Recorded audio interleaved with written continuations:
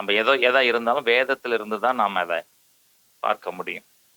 சரி, சபை ஆரம்பிக்கப்பட்டது. அப்போஸ்தலர் நடபடிகள் புஸ்தகம் 1ஆம் அதிகாரத்திலே பார்க்கிற பொழுது, அவங்க சீஷர்கள் அவங்க கூடி ஆயத்தப்படுறாங்க. 2ஆம் அதிகாரத்திலே அவர்கள் மேல் வீட்டு அறையிலே அவர்கள் கூடியிருக்கிறார்கள். 3ஆம் அதிகாரத்திலே அற்புதங்களை செய்கிறார்கள். 4ஆம் அதிகாரத்திலே பரிசேயர்களும் சதுசேயர்களும் ஊழியத்தை எதிர்க்கிறார்கள்.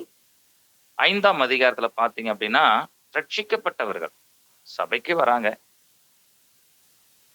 ரட்சிக்கப்பட்டு சபைக்கு வரக்கூடிய மக்கள் பாவத்தோடு கூட வருகிறதை பார்க்கிறோம். அது 5ஆம் அதிகாரத்திலே பார்க்கிறோம். 6ஆம் அதிகாரத்துல தான் இந்த பிரச்சனை நம்ம பலமுறை படிச்சிருக்கிறோம்.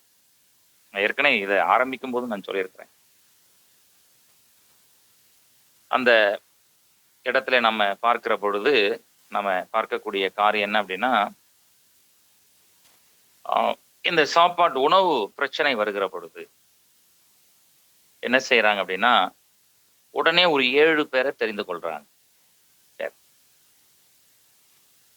12 அப்போஸ்தலர்கள், 7 உதவியாளர்கள். சரிங்களா? 12 அப்போஸ்தலர்கள், எபிரேய பின்னணியத்தை சேர்ந்தவர்கள், எபிரேய மொழி பேசக்கூடிய அப்போஸ்தலர், எபிரேய பின்னணியத்தை சேர்ந்தவர்கள். 7 உதவியாளர்கள், கிரேக்க பின்னணியத்தை சேர்ந்தவர்கள். ஆனா யூதர்கள், 2 பேருமே யூதர்கள் தான். எபிரேய பின்னணியத்தை சேர்ந்த யூதர்கள், கிரேக்க மொழி பேசக்கூடிய யூதர்கள் என்பதை பார்க்கிறோம். பிரச்சனை யாரா இருக்குன்னா, யூத விதவைகள் என்பதை பார்க்கிறோம். அதாவது எபிரேய மொழி பேசக்கூடிய விதவைகளுக்கும் கிரேக்க மொழி பேசக்கூடிய அந்த விதவைகளுக்கும் இடையே இருக்கக்கூடிய அந்த பிரச்சனை தான். அந்த பிரச்சனையில சால்வ் பண்ணுவதற்காக எபிரேய மற்றும் கிரேக்க, எபிரேய அப்போஸ்தலர்கள், கிரேக்க உதவியாளர்கள் என்று சொல்லி அங்கே தெரிவு செய்யப்பட்டு அந்த பிரச்சனைக்கு ஒரு தீர்வு கொண்டு வராங்க. சரி, இப்போ என்னுடைய கேள்வி என்னன்னா, 7 உதவிக்காரங்களை செலக்ட் பண்ணாங்கல்ல, 7 உதவியாளர்கள், டீக்கன், அவங்களுக்கு சில குவாலிஃபிகேஷன் வச்சிருந்தாங்க. இப்ப எப்படி மிலிட்ரிக்கு போறோம் அப்படின்னா, இவ்வளவு உயரம் இருக்கணும், இந்த நெஞ்சி பகுதி இவ்வளவு விரியணும், இத்தனை நிமிஷத்துக்குள்ள இவ்வளவு தூரம் நீங்க ஓடணும், இவ்வளவு ஹை ஜம்ப் பண்ணணும், இவ்வளவு லாங் ஜம்ப் நீங்க பண்ணணும், மெடிக்கல் செக்அப், இதெல்லாம் நம்ம பார்க்குறோம். அப்ப தகுதி இதெல்லாம் இருக்கும் பொழுதுதான், அந்த ஹைட்டு அதெல்லாம் சரியா இருக்கிற பொழுதுதான் அவங்க அந்த ஆர்மியில எடுப்பாங்க, போலீஸ்ல எடுப்பாங்க. அது போல இங்கேயும் சில குவாலிஃபிகேஷன் வைக்கிறாங்க. அந்த 12 அப்போஸ்தலர்களும் சில தகுதிகளை வைக்கிறதை பார்க்கிறோம். இப்ப பிசிக்கலா அவங்களுக்கு பந்தி பரிமாறணும். பந்தி பரிமாறுவதற்கு அவங்க என்ன குவாலிஃபிகேஷன் வைத்தாங்கன்னா, ஆதலால் சகோதரர் பரிசுத்த ஆவியும் ஞானமும் நிறைந்த நற்சாட்சி பெற்றிருக்கிற இந்த இடத்துல ஏன் இப்படிப்பட்ட ஒரு தகுதி தேவைப்படுகிறது? நான் கேட்கிற கேள்வி புரியுதா? அதாவது சாப்பாடு பரிமாறணும், சாப்பாடு தூக்கிட்டு போகணும், வெயிட் தூக்கிட்டு போகணும், ஜனங்களை வரிசையாக உட்கார வைத்து அந்த இடத்துல அவங்களுக்கு சாப்பாடு சாதம் கொடுக்கணும், சாம்பார் கொடுக்கணும். இப்படிப்பட்டதான இந்த பிராக்டிக்கல் ஒர்க், அதாவது வேலை செய்யக்கூடியவர்கள். ஆனா இவங்க என்ன தகுதியை பார்க்குறாங்கன்னா, உடல் தகுதியை பார்த்தாங்களா? ஆனால் வேதம் என்ன சொல்லுகிறது என்றால், ஆவிக்குரிய தகுதியை தான் அவங்க அந்த இடத்துல பார்க்குறாங்க. அதனால் சகோதரர் பரிசுத்த ஆவியும் ஞானமும் நிறைந்த நற்சாட்சி பெற்றிருக்கிற 3 காரியம் சொல்றாங்க. பரிசுத்த ஆவியும் ஞானமும் நற்சாட்சி. பரிசுத்த ஆவியனுடைய அபிஷேகம், பரிசுத்தாவுடைய ஞானம், நற்சாட்சி பெற்றிருக்கிற 7 பேரை நீங்க தெரிந்து கொள்ளுங்கன்னு சொல்றாங்க. ஸோ இப்போ என்னுடைய கேள்வி என்னன்னா, ஒரு பந்தி விசாரிப்புக்கு பரிசுத்தாவுடைய அபிஷேகம் தேவையா? பந்தி விசாரிப்பு, அதாவது பந்தி விசாரிப்புனா சாப்பாடு போட்டு குழம்பு ஊத்துறதுக்கு, அதுக்கு பரிசுத்த ஆவியும் ஞானமும் நற்சாட்சி பெற்றிருக்கிற மனிதர்கள் இதுக்கு தேவையா? அல்லது சாப்பாடு வெயிட்டு தூக்கி கொண்டு போய் இலையா அவங்க சாப்பாடு பரிமாறக்கூடிய ஆட்கள் தேவையா? இந்த இடத்துல எப்படி அந்த காரியத்தை நீங்க கவனிக்கிறீங்க? எப்படி நீங்க புரிந்துக்கிறீங்க? பந்தி விசாரிப்புக்கு பரிசுத்தனுடைய அபிஷேகம் தேவையா? அப்போஸ்தலர்கள் ஏன் இப்படிப்பட்ட முடிவு எடுத்தாங்க? யாராவது கொஞ்சம் சொல்ல முடியுமா?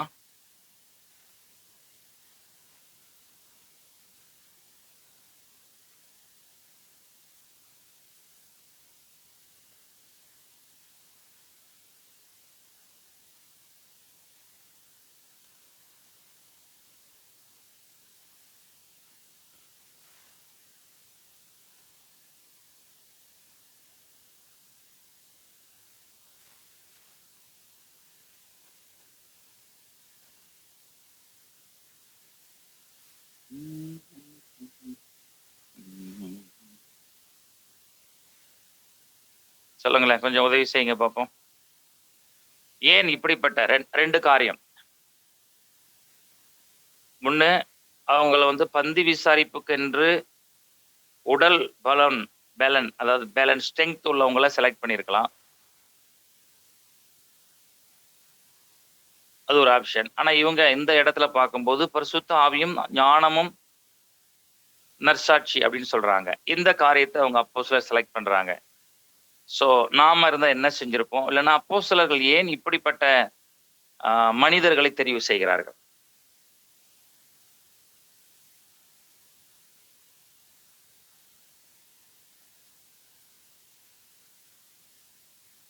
யாராவது கொஞ்சம் உதவி செய்யுங்க பார்ப்போம்.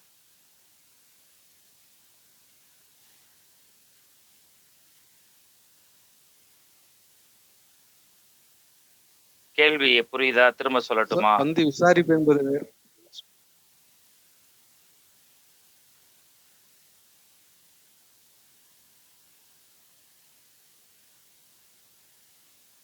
ஐயா சொல்லுங்க. அது நீங்க சொல்றது சரிதான். சொல்லுங்க ப்ளீஸ். பந்தி விசாரிப்பு என்பது வேறு, பந்தி பரிமாறி இருக்கிறது என்பது வேறு தானே. பரிமாற தேவை, விசாரிக்கிறதுக்கு ஆவிக்குரிய தகுதி தேவை.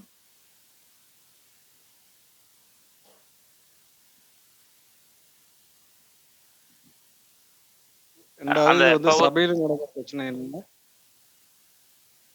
சொல்லுங்க சொல்லுங்க சொல்லுங்க. அங்க என்ன கொடுத்திருக்கான்? அப்பொழுது 12 சீஷர் கூட்டத்தை வரவழைத்து, நாங்கள் வேத வசனத்தை போதியாமல் பந்தி விசாரணை செய்வது தகுதி அல்லன்னு சொல்றாங்க. ஓகே ஓகே, அது அந்த வசனத்தை நான் வாசிச்சிருக்கிறேன். எப்ப சொல்லுங்க, நீங்க கொண்டு வாங்க, உங்க ஐடியாவை சொல்லுங்க. கேட்குறேன் பஸ், வேற ஒன்றும் இல்லை. விசாரிக்கிறது வந்து கண்காணிக்கிறது அந்த லெவலு, பரிமாறுறது வந்து வேலை செய்கிற லெவல் வரும்.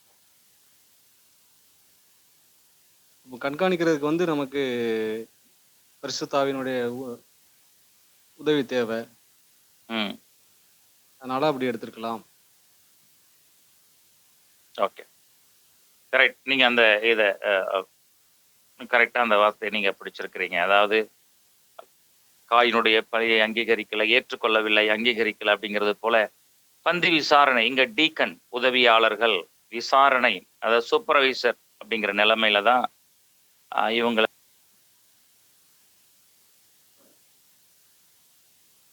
பந்தி விசாரணை அப்படின்னா ஆட்கள் இருப்பாங்க, அவங்களுக்கு மேற்பார்வையாளர்களாக இவர்கள் அதை சூப்பர்வைசர் செய்யும்படியாக அழைக்கப்பட்டவர்கள், தெரிந்து கொள்ளப்பட்டவர்கள் என்பதை பார்ப்போம். சரி, அப்போ இந்த பிரச்சனைய சரி செய்வதற்கு இந்த ஆதி திருச்சபையில இந்த உணவு பிரச்சனையை சரி செய்வதற்கு அழைக்கப்பட்டவர்கள், இந்த பந்தி விசாரணை செய்யக்கூடியவர்களும் பரிசுத்த ஆவியினாலே நிரப்பப்பட்டவர்கள் என்பதை பார்க்கிறோம்.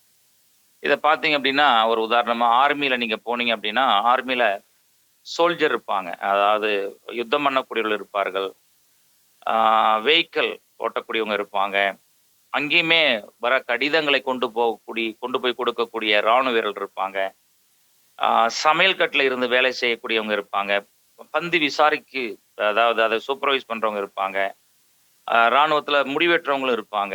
ஆனா எல்லாருமே துப்பாக்கி எடுத்து சண்டை போடக்கூடியவர்கள் தான் எல்லாருக்குமே. அதாவது இவங்க யுத்தத்துக்கு போகலனாலும் அந்த யுத்தம் என்று வருகிற பொழுது இவர்களும்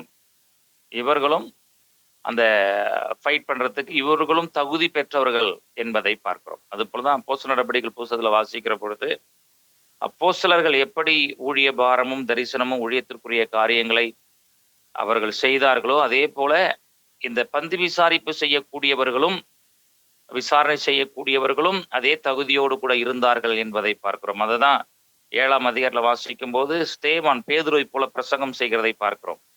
8ஆம் அதிகாரத்துல பிலிப்பூர் மிஷினரியாக கடந்து போகிறதை நம்ம என்ன செய்யறோம் பார்க்கிறோம். ஆவிக்குரிய வாழ்க்கையில இந்த எந்த ஒரு காரியமாக இருந்தாலும், அது பிசிக்கலா இருந்தாலும் சரி, ஸ்பிரிச்சுவலா இருந்தாலும் சரி, தேவனுடைய ஆவியினால் நிரப்பப்பட்டவர்கள் தான் அதை சரியாக செய்து முடிக்க முடியும். அவங்க வெளி தோற்றத்தின்படி பிசிக்கல் ஆட்களை செலக்ட் பண்ணாம ஆவினாலே நிரப்பப்பட்டு என்னுடைய ஆவினாலே அதனுடைய ஞானத்தை பெற்றவர்கள், நற்சாட்சி எல்லாத்தையும் நேர்த்தியாக பொறுப்பாக அல்லது உண்மையாக இருந்து செய்யக்கூடியவர்களை அவர்கள் தெரிவு செய்த பொழுது அந்த பிரச்சனைக்கு அவர்கள் முற்றுப்புள்ளி வைக்கிறதை பார்க்கிறோம். அதே நேரத்தில் அவர்களும் தேவனுக்கு என்று ஊழியம் செய்ததையும் 7ஆம் அதிகாரத்துல நம்ம பார்க்க முடிகிறது. 8ஆம் அதிகாரத்துல பிலிப்புடைய ஊழியத்தை நாம் பார்க்க முடிகிறது. சரி, ரைட். ரொம்ப சந்தோஷம். உங்களுடைய பதிலுக்கு ரொம்ப நன்றி. கர்த்தர் உங்களை ஆசீர்வதிப்பார். அப்போ இந்த பிரச்சனை வருகிற பொழுது உடனே அதுக்கு தீர்வு ஏற்படுத்தியதை 6ஆம் அதிகாரத்திலே சொல்லப்படுகிறது. ரைட். இப்போ 15ஆம் அதிகாரம், அப்போஸ்தலர் நடபடிகள் புஸ்தகம் 15ஆம் அதிகாரத்திலே வருகிற பொழுது இன்னும் ஒரு பெரிய பிரச்சனை சபைக்குள்ள ஏற்படுது. அப்போஸ்தலர் நடபடிகள் புஸ்தகம் 15ஆம் அதிகாரம். 15ஆம் அதிகாரத்துக்குள்ள நம்ம நேரா போனோம்னா நமக்கு அது புரியாது. ஆனா அதனால 13ல இருந்தே உள்ள போனது நமக்கு தெரியும். 13ஆம் அதிகாரத்துல நம்ம பார்த்தோம் அப்படின்னா, அப்போஸ்தலர் நடபடிகள் புஸ்தகம் 13ஆம் அதிகாரம் 1ஆம் வசனம் எப்படியாக சொல்கிறது? அந்தியோகிய பட்டணத்தில் உள்ள சபையிலே பர்னபாவும் நீகர் எனப்பட்ட சிமியோனும் சிரேனேய ஊரானாகிய லூகியும் காற்பொங்கு தேசாதிபதியாகிய ஏரோதுடனே கூட வளர்க்கப்பட்ட மனாயினும் சவுலும் தீர்க்கதரிசிகளாயும் போதர்களாயும் இருந்தார்கள். அவர்கள் கர்த்தருக்கு ஆராதனை செய்து உபவாசித்துக் கொண்டிருந்த பொழுது பர்னபாவையும் சவுலையும் நான் அழைத்த ஊழியத்துக்காக அவர்களை பிரித்து விடுங்கள் என்று பரிசுத்த ஆவியானோர் திருவுளம் பற்றினார். அப்பொழுது உபவாசித்து ஜெபம் பண்ணி அவர்கள் மேல் கைகளை வைத்து அவர்களை அனுப்பினார்கள் என்பதை பார்க்கிறோம். இப்போ பவுலும் பர்னபாவும் இந்த ஊழியத்துக்கு, அதாவது இந்த சபை, அப்போ முதல்ல சபை ஆரம்பிக்கப்பட்ட இடம் எருசலேம் என்பதை பார்க்கிறோம். எருசலேம்ல தான் முதல் சபை இருந்தது. 1ஆம் அதிகாரம் 1ஆம் அதிகாரத்திலிருந்து 7ஆம் அதிகாரம் வரைக்கும் பார்த்தீங்கன்னா எருசலேம் சபையை பத்தி தான் நம்ம படிப்போம். 8ஆம் அதிகாரத்திலிருந்து 12ஆம் அதிகாரம் வரைக்கும் இந்த ஊழியம் சமரியாவில் நடந்தது என்ன அப்படிங்கிற அந்த ஊழியத்தை சொல்லுது. ஆனா 13ஆம் அதிகாரத்துல வருகிற பொழுது முதல் முறையாக ஒரு புறஜாதிகள் மத்தியில நடக்கப்பட்ட ஊழியம். இவங்க யார் அப்படின்னா, இந்த சபை எப்படி ஸ்தாபிக்கப்பட்டிருக்கலாம் அப்படின்னு அவங்க சொல்றாங்க அப்படின்னா, பெந்தகோஸ்தே நாளிலே பெந்தகோஸ்தே பண்டிகை கொண்டாட வந்த யூதர்கள், அவர்கள் இயேசுவை ஏற்றுக்கொள்கிறார்கள். பேதுருடைய பிரசங்கத்தினாலே ஞானஸ்தானம் எடுத்து திரும்பி போய் அவங்க தங்களுடைய இடங்களிலே சபையை ஸ்தாபித்ததை பார்க்கிறோம். ஆனா சபை வரலாறு அப்போஸ்தலர் நடபடிகள் புஸ்தகம் என்ன சொல்லுதுன்னா, எருசலேம் இருந்த சபை யூதர்களுடைய தாய் சபையாகவும் அந்தியோகிய சபை புறஜாதி மக்களுடைய தாய் சபையாகவும் இருந்ததாக வேத பண்டிதர்கள் சொல்லுகிறார்கள். அப்போ 13ஆம் அதிகாரத்துல நம்ம பார்க்கும் பொழுது அங்க பவுலையும் பர்னபாவையும் நம்ம பார்க்கிறோம். பர்னபாவை 11ஆம் அதிகாரத்துல அப்போஸ்தலர்கள் ஜெபம் பண்ணி அந்த ஊழியத்துக்கு அனுப்பி வைப்பாங்க. அப்போ அந்த ஊழியம் வளர்கிற பொழுது பர்னபா பவுலை அழைத்து கொண்டு வந்து 2 பேரும் அந்த சேர்ந்து அந்த ஊழியத்தை செய்து கொண்டிருக்கும் பொழுது முதல் முறையாக ஒரு சத்தம் வருகிறது. என்னன்னா, நான் அழைத்த ஊழியத்திற்காக பவுலையும் பர்னபாவையும் பிரித்து புறஜாதி மக்கள் மத்தியில ஊழியத்துக்கு அனுப்புங்க அப்படிங்கிற சத்தத்தை கேட்கிறார். ஒரு அற்புதமான ஒரு காரியம். அப்போஸ்தலர் நடபடிகள் புஸ்தகம் 1ஆம் அதிகாரம் 8ஆம் வசனத்தின்படி, பரிசுத்த ஆவியானவர் உங்களிடத்தில் வரும்பொழுது நீங்கள் பலனடைந்து எருசலேமிலும் யூதேயாவிலும் சமரியாவிலும் உலகத்தினுடைய கடைசி பரிந்தும் எனக்கு சாட்சிகளாக இருப்பீர்கள் என்று ஆண்டவர் சொன்னார். அப்போ பெந்தகோஸ்தே நாள்ல சபை எருசலேம்ல ஆரம்பிக்கப்பட்டது. யூதேயா முழுவதும் அந்த ஊழியம் போச்சு. 1-7 அதிகாரம். அடுத்து 8-12 அதிகாரத்தை வாசிச்சோம்னா சமரியாவுக்குள்ள அந்த ஊழியம் போச்சு. 4வது உலகத்தினுடைய கடைசி பரிந்தும் என்று சொல்லப்பட்ட பொழுது அந்த நாட்களிலே அந்த 1ஆம் நூற்றாண்டுல 3 கண்டங்கள் இருந்தது.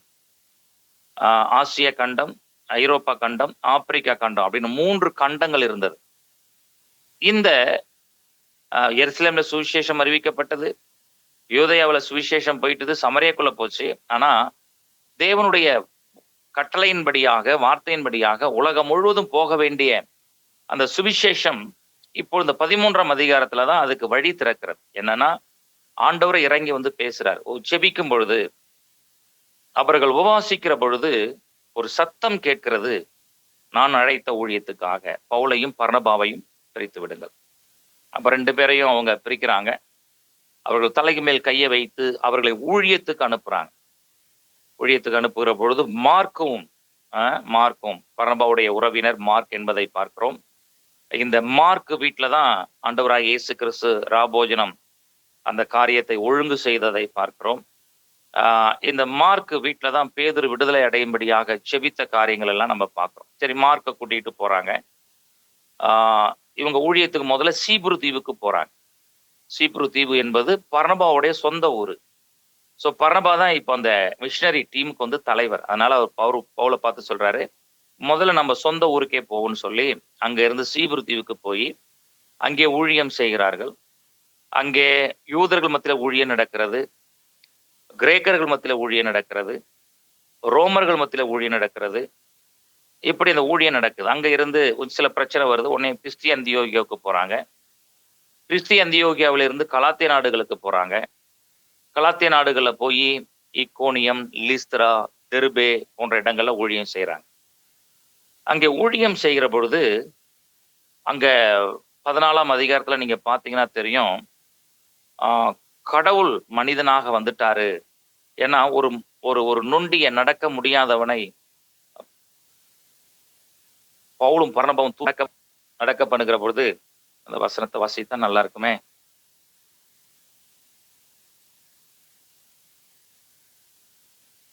அப்போஸ்தலர் நடவடிக்கைகள் புஸ்தகம் 14ஆம் அதிகாரம்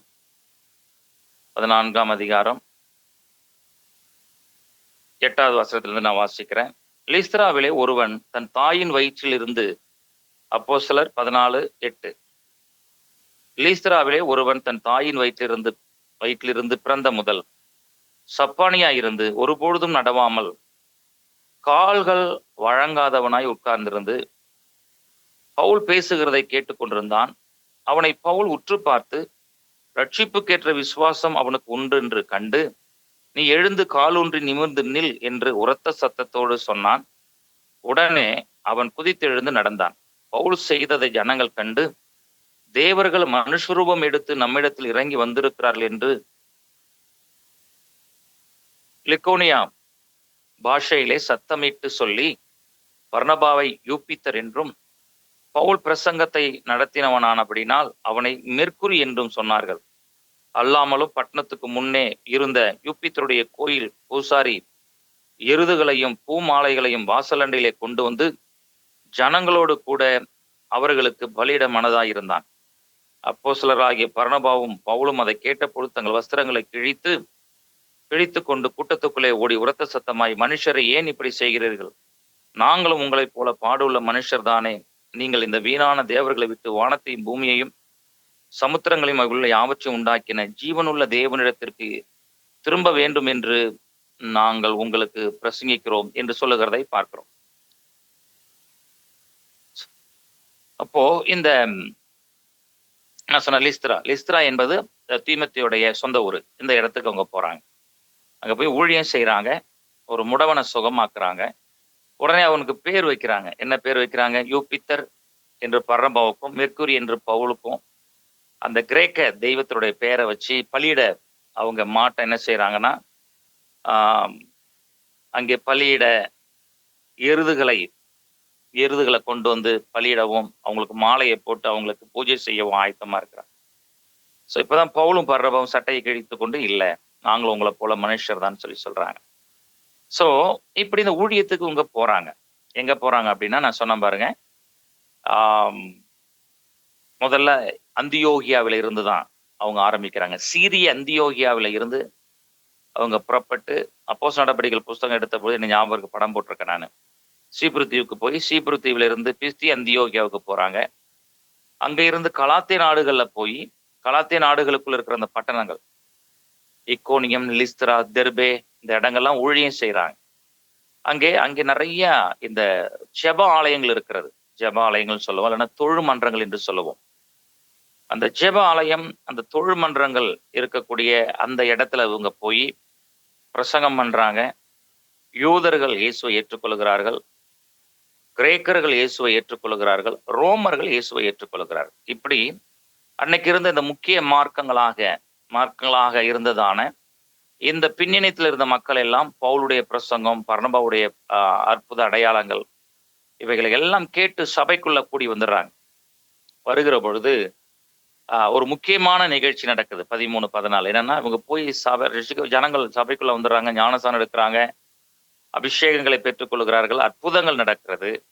ஆனா என்ன அப்படின்னா, யூதர்கள் சபைக்குள்ள இருக்கிறாங்க. அவங்க ஏற்கனவே விருத்த சேதனம் பண்ணப்பட்டவர்கள். ஒரு யூதன் அப்படின்னா 8வது நாளிலே விருத்த சேதனம் பண்ணிட்டாங்க. ஆனா இந்த புறமார்க்கத்தார் இருக்காங்க பாருங்க, கிரேக்கர்கள், ரோமர்கள், இவங்க வந்து விருத்த சேதனம் பண்ணப்படாதவர்கள். இப்ப இவங்களும் யூதர்களோடு கூட ஆண்டவரை இயேசுவை ஆராதிக்கிறார்கள். யெகோவா தேவனை ஆராதிக்கிறார்கள். பிதா, குமாரன், பரிசுத்த ஆவியானவரை ஆராதிக்கிறார்கள். இப்போ இன்னொரு கூட்டம் இந்த பவுல் பர்னபா ஊழியத்தின் மூலமாக சபை கட்டப்படுகிறது. ஜெப ஆலயங்கள்ல வந்து பிரஜாதி மக்களும் யெகோவா தெய்வத்தை ஆராதிக்கிறார்கள் அப்படிங்கிற செய்தியை கேள்விப்பட்டு இவங்க போய் குழப்பத்தை ஏற்படுத்துறாங்க. என்னன்னா, எப்படி யூதர்கள் வந்து 8வது நாள்ல விருத்த சேதனம் பண்ணப்பட்டவர்கள், அவர்கள் யெகோவா தேவனை ஆராதிப்பதற்கு தகுதி இருக்கிறது. ஆனால் கிரேக்கர்கள், ரோமர்கள், நீங்கெல்லாம் விருத்த சேதனம் பண்ணப்படல. நீங்க எப்படி யெகோவா தேவனை வந்து இந்த ஜெப ஆலயங்களே ஆராதிக்க முடியும்? அதனால நீங்க விருத்த சேதனம் பண்ணப்படணும் அப்படின்னு ஒரு குழப்பத்தை ஏற்படுத்துறாங்க. இது ஒரு பெரிய பிரச்சனை ஆகுது. பவுலும் பர்னபாவும் இந்த காரியத்தை கேள்விப்படுறாங்க. கேள்விப்பட்டு உடனே என்ன செய்றாங்கன்னா, தாங்கள் ஊழியத்துக்கு போன அந்த இடங்களுக்கு அவங்க திரும்பி போகல. போய் நீங்க யாரு சொன்னாலும் கேட்காதீங்க, நாங்க சொல்றதுதான் சத்தியம் அப்படின்னு சொல்லல. ஸோ இது ஒரு பெரிய பிரச்சனை ஆகிறதுனால உடனே இந்த பிரச்சனைய இந்த சீரிய அந்தியோகியாவிலிருந்து எருசலேமுக்கு கொண்டு வராங்க. எருசலேம் கொண்டு வருகிற பொழுது, அதான் 15ஆம் அதிகாரத்துல வாசிக்கிறோம். யாக்கோபு, இயேசுடைய சகோதரர், ஆண்டவராக இயேசு கிறிஸ்துவின் சகோதரராக இருக்கக்கூடிய யாக்கோபு, அவருடைய தலைமையில 12 சீஷர்களும் கூடுறாங்க. மூப்பர்கள் கூடுகிறார்கள், உதவியாளர்கள் கூடுகிறார்கள், எல்லாம் கூடி டிஸ்கஷன் பண்றாங்க. என்னன்னா, இப்போ இப்படி ஒரு பிரச்சனை வந்திருக்கே, யூதர்கள் தொழுமன்றங்களிலே, ஜெப ஆலயங்களிலே யெகோவா தேவனை ஆராதிப்பதற்கு தடை இல்லை. ஏன்னா விருத்த சேதனம் பண்ணப்பட்டவர்கள். ஆனால் இப்போ கிரேக்கரும் ரோமரும் உள்ள வந்திருக்கிறாங்க. விருத்த சேதனம் இல்லாமல் தேவனை ஆராதிக்கிறார்களே, இது சரியா? இதுக்கு என்ன தீர்வு செய்யணும்? இதை எப்படி இந்த பிரச்சனையை நம்ம களைந்தெறியணும்? இந்த பிரச்சனையிலிருந்து ஜனங்களை எப்படி நம்ம பாதுகாக்கணும்? அப்படிங்கிற ஒரு டிஸ்கஷன் நடக்குது. அப்போ யாக்கோபுடைய தலைமையில அவங்க கூடுறாங்க. அப்ப 2 பேர் எழுந்து சாட்சி சொல்றாங்க. யாருன்னா, முதல்ல பேதுரு. இந்த 15ஆம் அதிகாரத்திலே வாசிக்கும் பொழுது பேதுரு எழுந்து அவர் சொல்றாரு, நான் யோப்பா பட்டணத்துல இருந்தேன், நான் உபவாசித்து கொண்டிருந்தேன், அப்போ ஞான திருஷ்டி அடைஞ்சேன். ஒரு கூடு வானத்திலிருந்து இறங்கி வந்தது. சுத்தமான அசுத்தமான மிருகங்கள், பறவைகள் இருந்தது. ஆண்டவர் என்னை எழுந்து அடித்து புசி என்று சொன்னார். நான் பசியா இருந்தேன். ஆனா நான் ஆண்டவர்கிட்ட சொன்னேன், இதெல்லாம் அசுத்தமான மிருகங்கள், பறவைகள், இவைகளை நான் ஒரு பொழுதும் உண்றது கிடையாது, சாப்பிட்டது கிடையாதுன்னு சொன்னேன். இந்த தரிசனம் எனக்கு 3 முறை கிடைத்தது. அப்பொழுது தேவன் என்னிடத்துல சொன்ன காரியம், தேவன் சுத்தமாக்கினதை அசுத்தம் என்று நினைக்க வேண்டாம் என்று சொல்லி என்னிடத்துல பேசினார். அப்பொழுது உன்னை தேடி ஒரு 3 பேர் வந்திருக்கிறாங்க, நீ அவங்க கூட எந்த சந்தேகம் இல்லாம நீ சேர்ந்து போன்னு சொன்னாரு. நான் இறங்கி வந்து எனக்காக கொர்நேலி குடும்பத்திலிருந்து அனுப்பப்பட்ட அந்த 3 நபரோடு கூட நான் கொர்நேலி குடும்பத்துக்கு போனேன். நான் ஜெபிக்கக்கூடிய அதே நேரத்துல அந்த மனுஷனும் ஜெபம் பண்ணியிருக்கிறான்.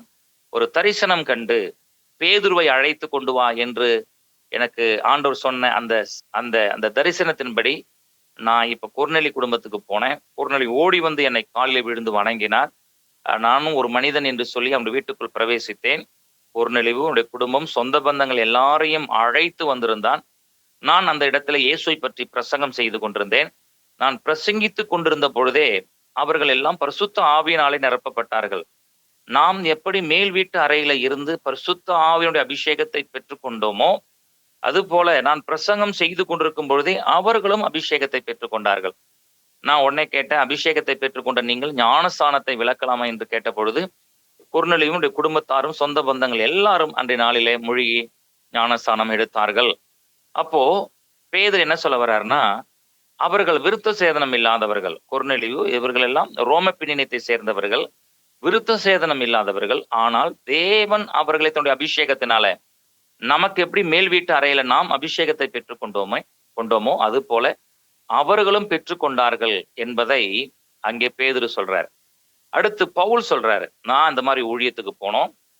15ஆம் அதிகாரத்துல லிஸ்திராவிலே நானும் பர்னபாவும் ஊழியம் செய்கிற பொழுது ஒரு முடவன் அவன் நடக்க முடியாமல் இருந்தான். அவனை எழுந்து நடக்க செய்த பொழுது அவர்கள் நீங்களை தேவர்கள் என்று எண்ணி எங்களுக்கு பலி செலுத்த வந்தார்கள். நாங்கள் அதை தடுத்தோம். தேவன் பிரஜாதிகள் மத்தியிலே பலத்த காரியங்களை செய்தார் என்று பவுல் சொல்றார்.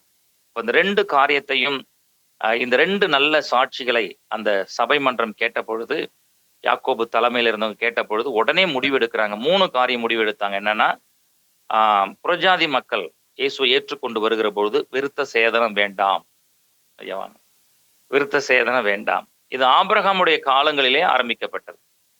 ஆபிரகாமுடைய காலங்களிலே ஆரம்பிக்கப்பட்டதான இந்த காரியம் அப்போஸ்தலர் நடபடிகள் புஸ்தகம் 15ஆம் அதிகாரத்திலே முற்று பெற்றது என்பதை பார்க்கிறோம். 2வது, நொறுங்குண்டு செத்ததற்கும் இரத்தத்திற்கும் விலகி இருக்க வேண்டும். முதல் காரியம் விருத்த சேதனம் பண்ணப்பட வேண்டாம். 2வது கட்டளை நொறுங்குண்டு செத்ததற்கும் இரத்தத்திற்கும் விலகி இருக்க வேண்டும். 3வது விக்கிரகத்திற்கு படைக்கப்பட்ட உணவுகளை புசிக்க வேண்டாம். அப்படிங்கிற அந்த 3 முடிவுகளை இந்த எருசலேம் சபை மன்றம் அப்போஸ்தலர் நடபடிகள் புஸ்தகம் 15ஆம் அதிகாரத்துல 3 முக்கியமான தீர்மானங்களை எடுத்தாங்க. அதை தான் அங்கே கலாத்திய நாடுகள்ல ஸ்தாபிக்கப்பட்ட சபைகளுக்கு இந்த செய்தியை கொண்டு போனாங்க. அப்பொழுது சபையானது மிகுந்த வளர்ச்சி அடைந்ததை நாம் பார்க்கிறோம். ஸோ இதனால என்ன காரியத்தை நம்ம கற்றுக்கொள்றோம் அப்படின்னா, இந்த என்ன காரியம்னா, பிரச்சனை வருகிற பொழுது சபை உடனே அதற்கு தீர்வை ஏற்படுத்தியதை பார்க்கிறோம். பாருங்க, இப்ப கலாத்திய நாடுகள் இருக்கக்கூடிய சபைகளுக்கு இப்படிப்பட்ட ஒரு பிரச்சனை வருது. ஏன்னா உண்மையாகவே ஜெப ஆலயத்துக்குள்ள ஒரு விருத்த சேதனம் இல்லாமல் ஒருவன் யெகோவா தேவனை ஆராதிப்பது என்பது இயலாத காரியம். ஆனா இப்ப வந்துட்டாங்க. உடனே யூதர்கள் எல்லாம் கொஸ்டின் கேட்கிறாங்க, எப்படி முடியும்? அப்போது சபை மன்றம் கூடி அதற்கு ஒரு தீர்வை ஏற்படுத்துகிறதை நாம் பார்க்கிறோம். புரியுதுங்களா? அப்போ என்னன்னா, அப்போ இந்த பிரச்சனைய உடனே டீல் பண்றாங்க. அதுதான் நான் சொல்றேன். பிரச்சனையை உடனே நம்ம காதுக்கு வருகிற பொழுது அதை கேட்டு அதை அறிந்து உடனே தீர்வை ஏற்படுத்துறதை பார்க்கிறோம். 15ஆம் அதிகாரத்துல அந்த தீர்வை ஏற்படுத்துகிறார்கள். மறுபடியும் பார்த்தோன்னா 16, 17, 18 இந்த அதிகாரங்களில் பவுலுடைய மிஷினரி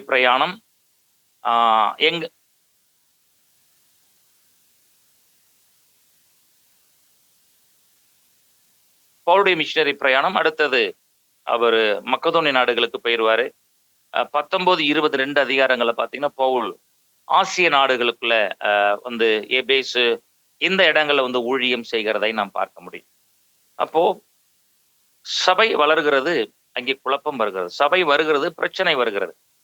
6ஆம் அதிகாரத்துல சபை வளர்கிறது, ஒரு குழப்பமும் ஒரு பிரச்சனை வருகிற பொழுது பரிசுத்த ஆவியினாலே நிறைந்தவர்களாய் தெரிந்து கொள்ளப்பட்ட இந்த உதவியாளர்கள் என்ன செய்யறாங்கன்னா, அதுக்கு அந்த பிரச்சனையை சால்வ் பண்றாங்க.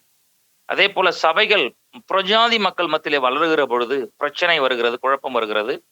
உடனே சபை மன்றம் அப்போஸ்தலர்கள் கூடி அதற்கு ஒரு நிரந்தர முடிவை ஏற்படுத்துகிறார்கள் என்பதை பார்க்கிறோம். இதுல ஏதாவது சந்தேகம் இருந்தா நீங்க கேட்கலாம். இப்ப நான் சொன்ன 2 காரியங்கள்ல ஏதாவது சந்தேகம் இருந்தால் நீங்கள் கேட்கலாம்.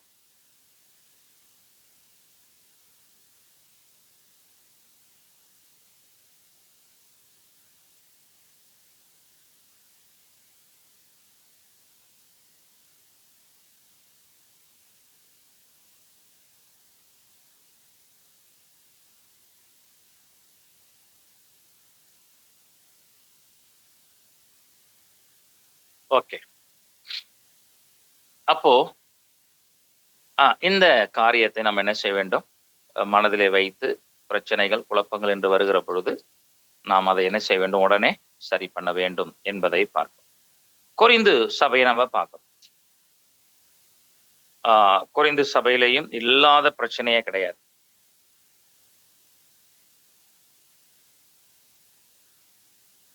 அந்த 1ஆம் அதிகாரத்துல பாத்தீங்க அப்படின்னா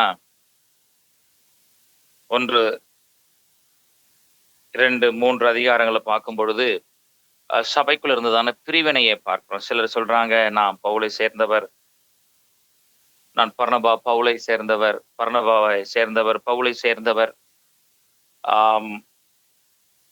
பேதுருவை சேர்ந்தவர் என்கிற நிலைமையை நம்ம அங்க பார்க்கிறோம். அப்போ சபையில பிரிவினை இருக்கிறதை பார்க்கிறோம். முதல் 3 அதிகாரங்களை பார்க்கும்போது பிரச்சனை இருக்கு.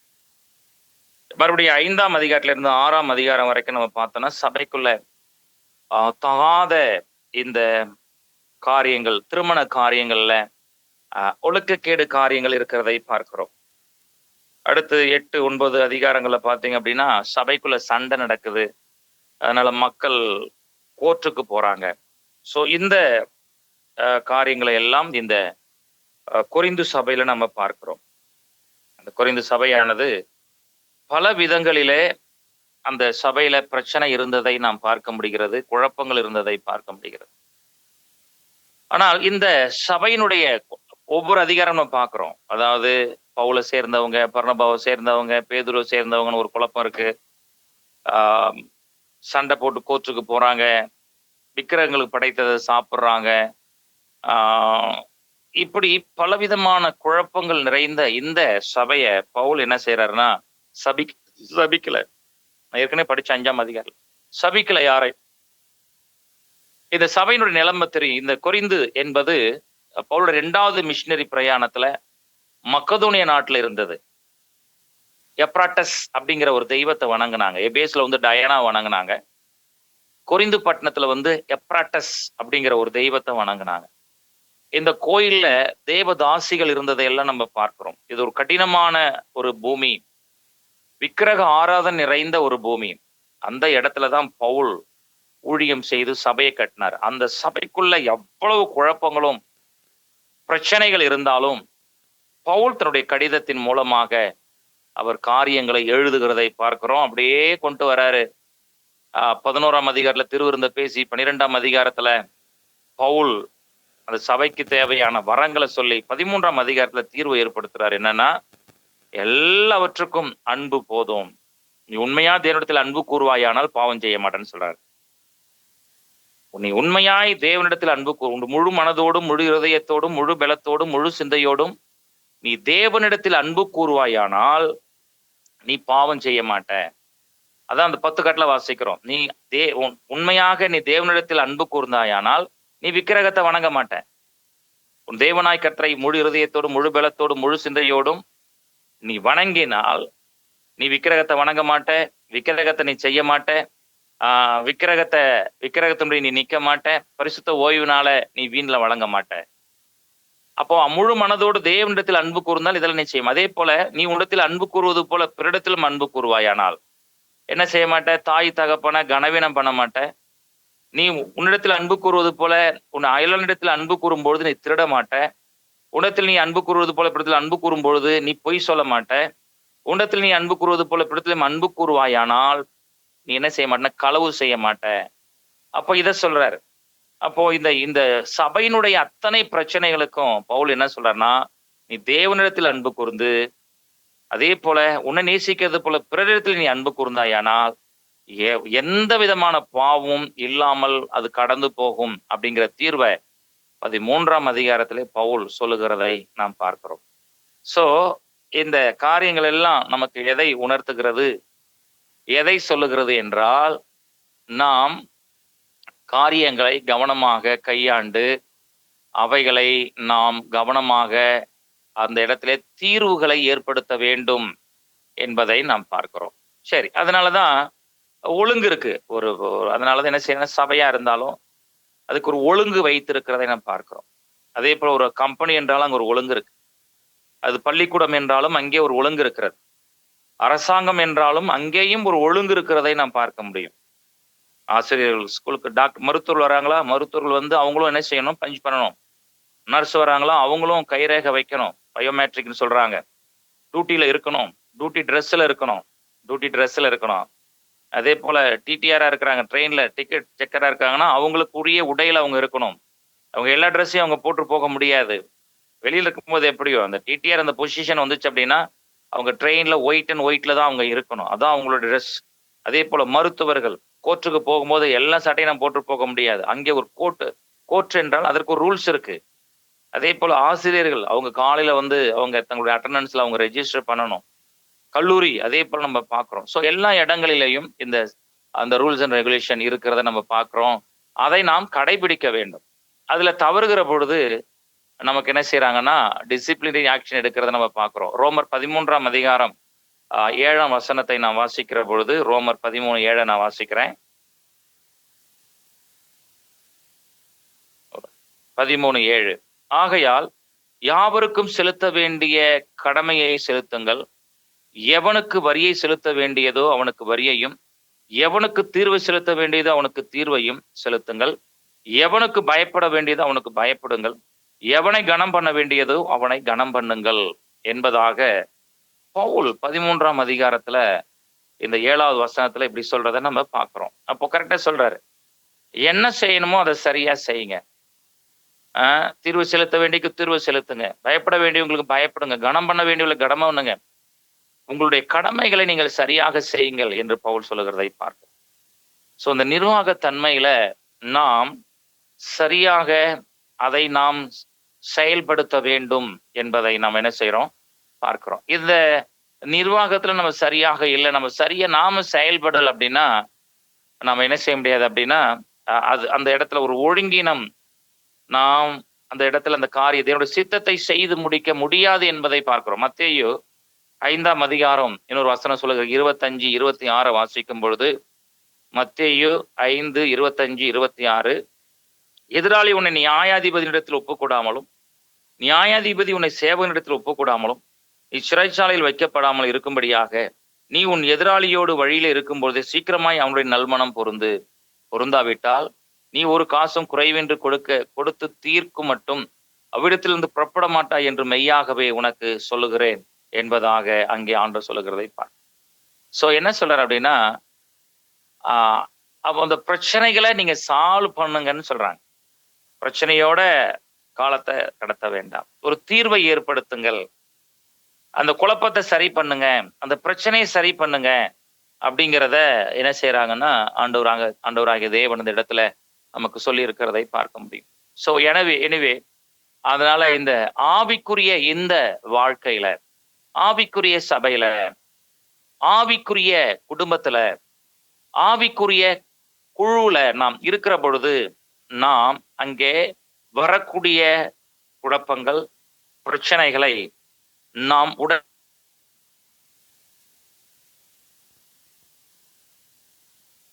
தீர்வோடு கூட இந்த காரியத்தோடு கூட நம்ம முடிவுக்கு நம்ம வருவோம். என்னன்னா, இந்த யூனிட், இந்த 4வது இந்த பாடத்திட்டம் என்ன சொல்ல நம்ம பார்த்துட்டே வரோம். நிர்வாகத்தை பார்த்தோம், அதுக்கான விளக்கத்தை நம்ம பார்த்தோம். நிர்வகிக்கக்கூடியவர்களுக்கு வேண்டியதான குணாதிசயங்களை பார்த்தோம். அடுத்தது சபை நிகழ்ச்சிகளில் உள்ள நிர்வாகம், சபை உபதேசங்களில் உள்ள நிர்வாகம். இன்றைக்கு நாம கற்றுக்கொண்ட காரியம், சபைக்குள் இருக்கிறதான குழப்பங்கள் மற்றும் பிரச்சனைகளில் இருந்து வெளியே வருவதற்கு நாம் செய்யக்கூடியதான நிர்வாகம்.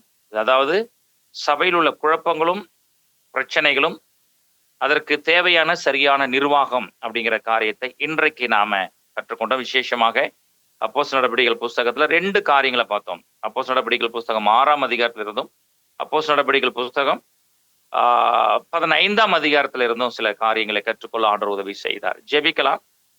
நல்ல பிதாவே, எங்கள் ஆண்டவராகிய இயேசுவே, தேற்றவாளராகிய பரிசுத்த ஆவியானவரே, இந்த நல்ல மாலை வேலைக்காக ஸ்தோத்திரம்.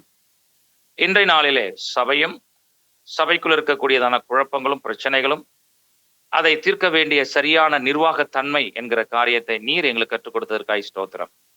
பிள்ளைகளை கர்த்தர் நீர் ஆசீர்வதியும். படிக்கிற காரியங்களை ஊழியத்திலே, வாழ்க்கையில, சபைகளிலே அபியாசிக்க உதவி செய்யும். ஆண்டவரே, நன்றியோடு உம்மை துதிக்கிறோம். நல்ல பாடத்திட்டங்களுக்காக நன்றி சொல்கிறோம். ஆசீர்வதியும். ஆண்டவரே, இந்த கல்லூரியை கர்த்தர் ஆசீர்வதிக்கும்படியாக ஜெபிக்கிறோம்.